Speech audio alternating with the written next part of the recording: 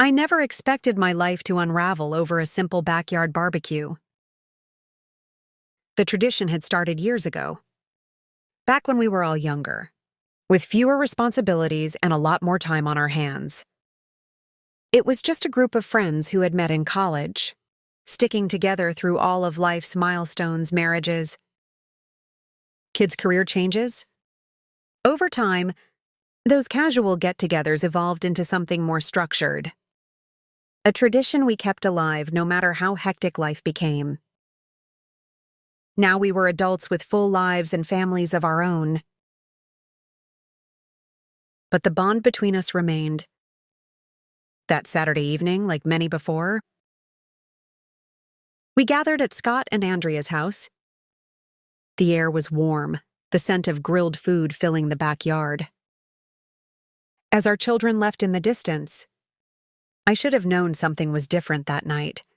Maybe it was the way my wife, Gina, kept stealing glances at John, or how his eyes lingered on her a little too long.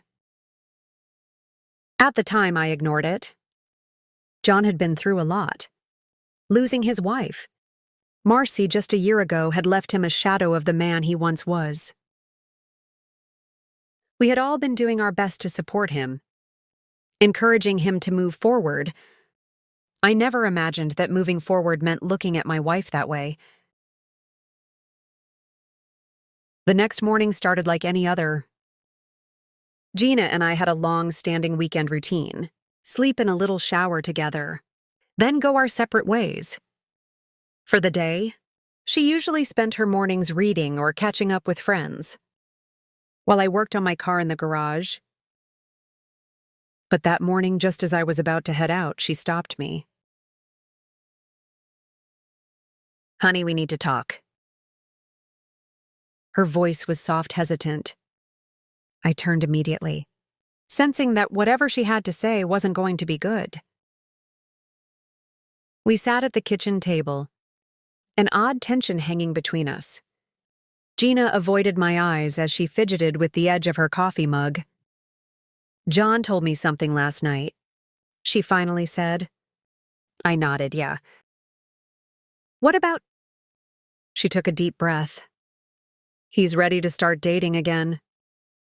Relief washed over me. "That's great. He deserves to be happy." "There's more," she continued. "He's interested in someone he's had feelings for a long time." Something in her tone made my stomach tighten. "Do we know her?" She finally met my gaze, and in that moment, "I knew it's me," she whispered. The room went silent at first. I laughed, thinking she was joking. John had been our friend for years. There was no way, but Gina didn't laugh, she didn't smile. That's when it hit me. This wasn't about John's feelings. It was about hers. My heart pounded in my chest as I forced out the question I already knew the answer to. "Are you asking for a divorce?" Her eyes widened in panic. "No, Henry. I don't want a divorce. I love you. I want to stay married to you." I stared at her in disbelief. "Then what the hell is this?" She reached for my hand, but I pulled away. "Just listen to me," she pleaded. "I need to tell you everything." I braced myself, knowing that whatever came next would change everything. She took a shaky breath before speaking again. "You know that everyone in our group met in college except you." She started. I nodded. "John and I met in an English class. We started dating, fell in love. We even talked about marriage." A pit formed in my stomach. Then one night we had too much to drink. John and Marcy, they slept together. I stiffened. "What?" "They swore it was a mistake." I was devastated, but I forgave them. Then a few months later, Marcy found out she was pregnant. I gripped the edge of the table as realization dawned. "John did the right thing," she continued. He married Marcy, and I tried to move on. She looked at me, tears in her eyes. Then I met you. The weight of her words crushed me. For 20 years, I had been living in ignorance, completely unaware that my wife had once planned a life with another man, one of my closest friends. And if Marcy hadn't died, I would have never known. I muttered bitterly. Gina lowered her gaze. We thought if you knew, it would ruin your friendship with John. I let out a hollow laugh. Yeah. Well, congratulations. It's ruined. She flinched but pressed on. I'm telling you now because I need to ask you something. I braced myself. I was wondering how you'd feel about sharing me with him. Time froze. The words hung in the air, suffocating me. I stood so fast my chair tipped over. Share? My voice was Incredibles. Are you having an affair? No, Henry. Not really, please. Just let me explain. I was shaking with rage. You know what, Gina? I said, grabbing my keys. I need to leave before I say something I regret. She called after me, but I was already out the door. I barely registered where I was going until I found myself in front of John's apartment. His car was parked outside, like a taunting reminder of the betrayal I never saw coming. Had this been his idea, or had Gina come up with it on her own? I needed answers, and I wasn't leaving without them. I didn't go back home that night, after packing my suitcase and leaving Gina behind. I drove aimlessly for hours. The city blurred past me, streetlights casting long shadows on the empty roads. My mind felt like it was spinning in circles, stuck in an endless loop of disbelief, anger, and heartbreak. How had we ended up here? Gina had been my wife for 20 years. We had built a life together, raised a daughter, shared dreams and struggles. And now, after all that time, she was asking me to accept something impossible, to share her with another man. Not just any man, John. A man I had trusted, a man I considered a friend. I parked my truck outside an old motel on the edge of town. The neon sign flickered above the entrance, casting a dim red glow over the parking lot. I paid for a room in cash and collapsed onto the bed, staring at the ceiling. Sleep never came. All I could hear was her voice. I love you, I always have. But I also love John. The words cut deeper than anything else. If she had fallen out of love with me, maybe this would have been easier. But she hadn't. She claimed to love me while also wanting him. How was I supposed to compete with history, with the fact that she had loved John first? By morning, I had made up my mind. I wasn't going to be part of this arrangement. I wasn't going to wait for her to decide which life she wanted. She had already made her choice. When I returned to the house later that morning, Gina was waiting for me at the kitchen table. A cup of coffee sat untouched in front of her. Her eyes were red and puffy like she had been crying all night. She looked up as I walked in, hope flashing across her face. You came back, I set my keys on the counter. Only to get the rest of my things. Her face crumbled. Henry, please. I held up a hand. No, Gina. You made your choice, and now I'm making mine. She flinched but didn't argue. Instead, she wiped at her eyes. Where did you go, a motel? You could have stayed here, she whispered. I let out a hollow laugh. Stayed while you plan how to split your time between me and John. I shook my head. No, Gina. That's not how this works? She stared down at the table, gripping her coffee mug, like it was the only thing keeping her grounded. I don't want to lose you. Then why are you doing this? My voice was quieter now, not angry. Just tired tears slipped down her cheeks. Because I love him too. I clenched my jaw, then be with him. She looked up sharply. It's not that simple, it is. I said firmly. You don't get to have both of us. You don't get to ask me to accept this. To share my wife with another man? That's not love, Gina. That's selfishness. Her face twisted in pain. I never wanted to hurt you. Then you shouldn't have, she reached for me. But I stepped back, don't. I warned, I can't do this, Gina. I won't. Silence stretched between us. Heavy and unbearable finally. She spoke, her voice barely above a whisper. What now? I took a deep breath. Now we figure out how to end this. Her lips parted in shock. You mean divorce? What else is there? She wiped at her face. I was hoping we could find a way. There is no way I cut in. You can't love two people and expect them both to be okay with it. That's not how love works. She looked away, silent. I exhaled sharply. I'll pack my things and stay somewhere else for now. We'll talk about lawyers later. As I turned toward the bedroom, her voice stopped me. Henry, I'm sorry I didn't respond. Packing was harder than I expected. Every drawer, every closet, every piece of furniture held memories of our life together. It wasn't just my marriage ending. It was my entire world unraveling. Halfway through, I had to stop and sit on the bed. My hands shaking. How did it come to this, John? I couldn't stop thinking about him. Had he planned this? Had he been waiting for the right moment? Or had this been inevitable from the start?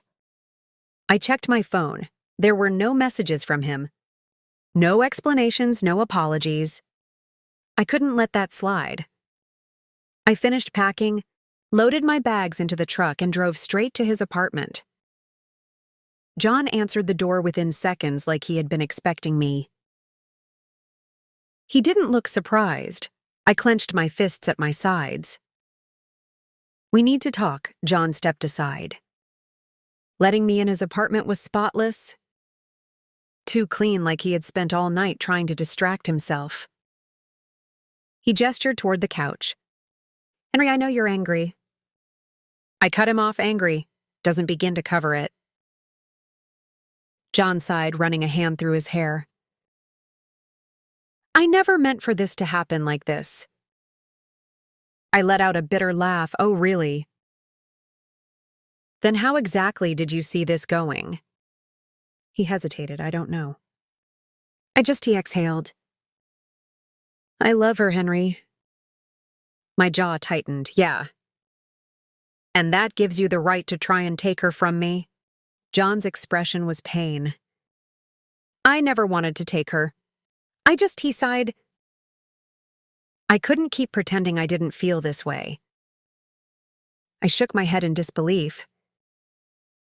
You had 20 years to say something, 20 years to move on, but instead, you waited until Marcy was gone, and then decided it was time to tell Gina how you feel. His face twisted. It wasn't like that. Then tell me, I challenged. How was it, silence? I scoffed. That's what I thought. John swallowed. Look, I know you hate me right now. I don't hate you, John. I said, my voice low. I pity you. His brows furrowed. You had your chance a long time ago and you lost it. But instead of respecting what Gina and I built, you threw this into her head. You made her believe she could have both of us. But you and I both know that's not how this ends. John swallowed hard. So what now? I exhaled sharply now.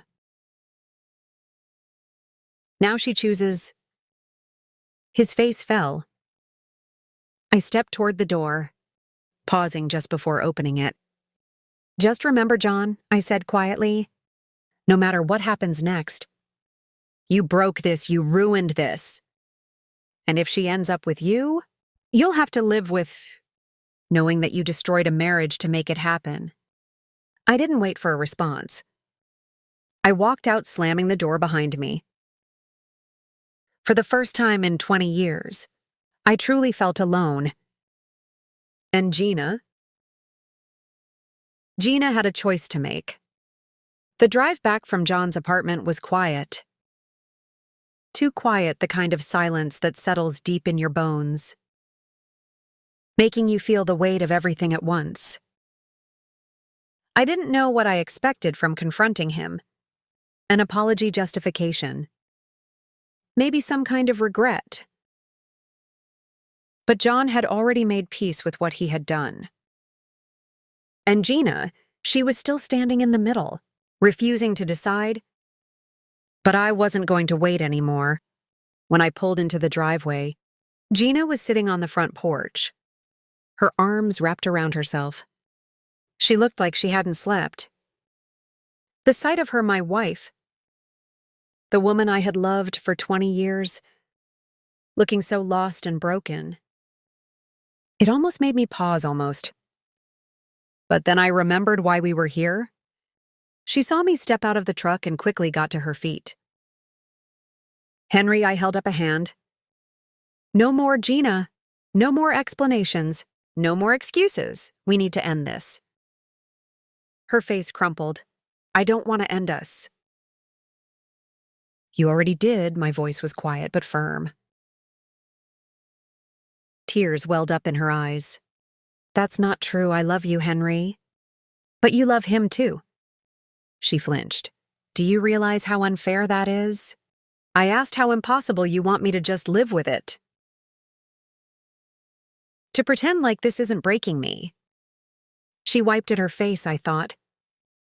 I thought maybe we could find a way to make it work. I let out a bitter laugh, and what?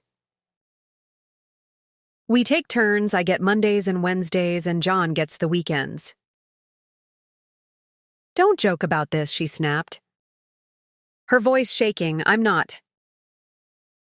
I said, because that's what you're asking me to do. To accept something I can't. And you know I can't. She took a deep breath. Then what do you want, Henry?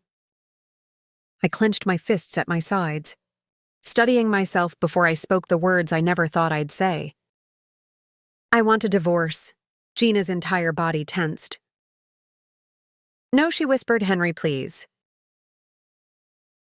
I shook my head. I can't be in a marriage where I'm not enough, where I'm constantly wondering if you're thinking about him. When you're with me, I deserve better than that. And so do you? She swallowed hard. I don't want to lose you, then you shouldn't have done this. A sob broke from her lips, and she covered her face with her hands for the first time. I didn't comfort her. I couldn't. I turned toward the door. I'll stay in a hotel until we figure everything out. She looked up sharply. You don't have to leave. I met her eyes, yes. I do, she didn't argue. She knew I was right before I left. There was one more person I had to see. Our daughter, Emma. She was 21 now in her final year of college. I didn't want her to find out about this over a phone call. I drove to her campus and waited outside her dorm.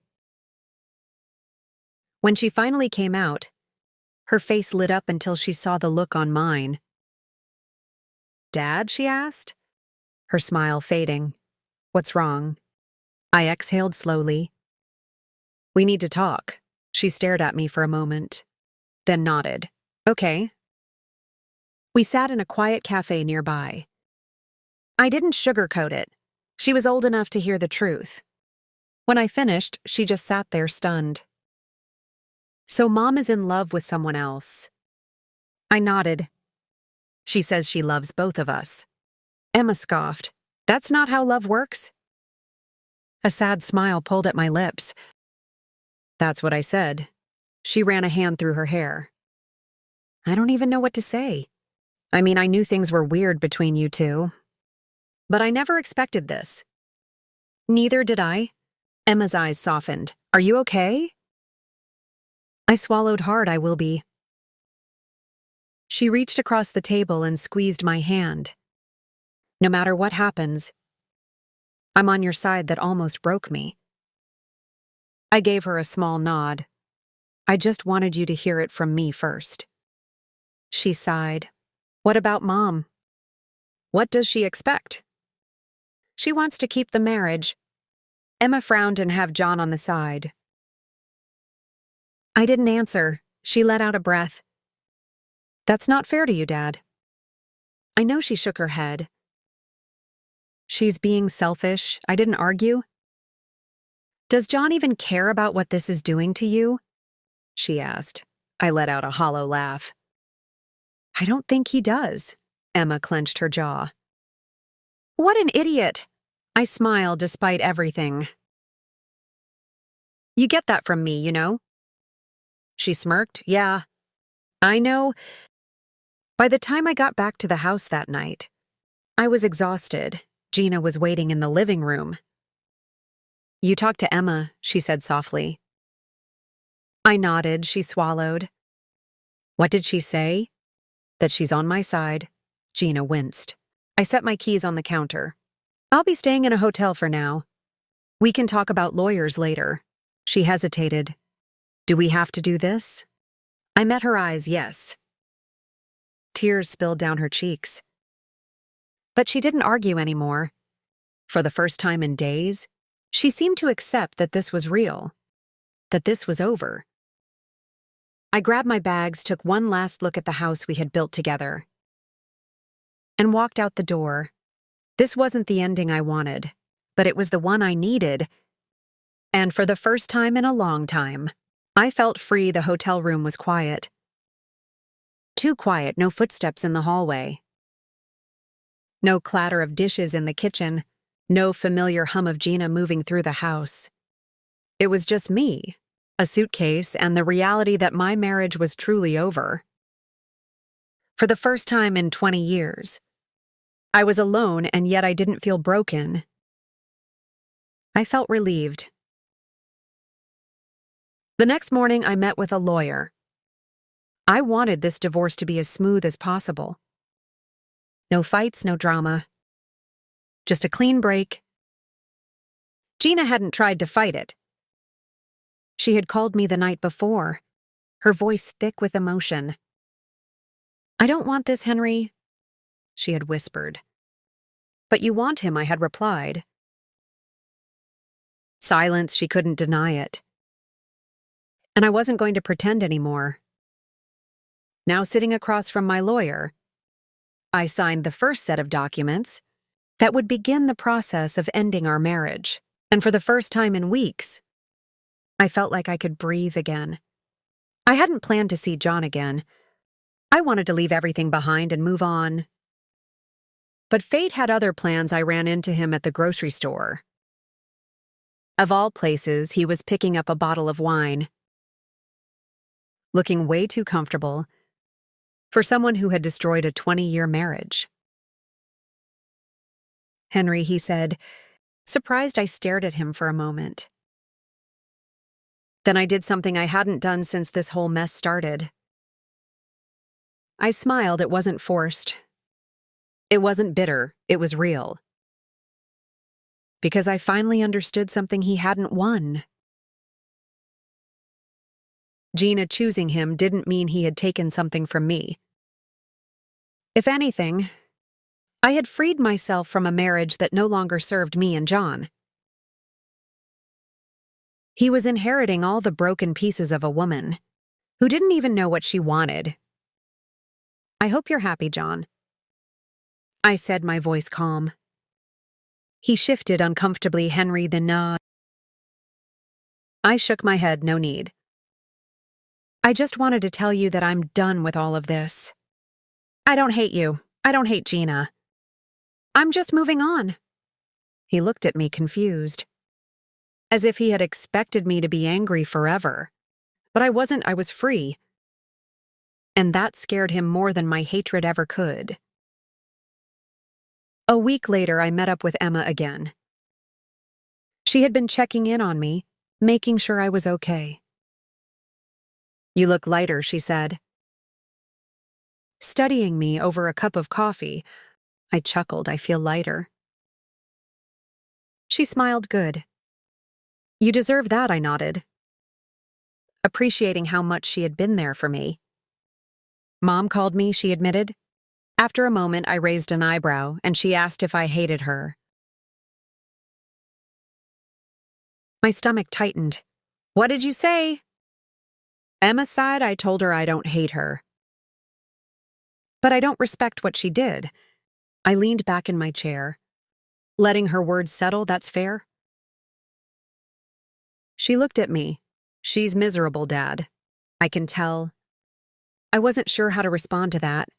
I didn't wish misery on Gina despite everything.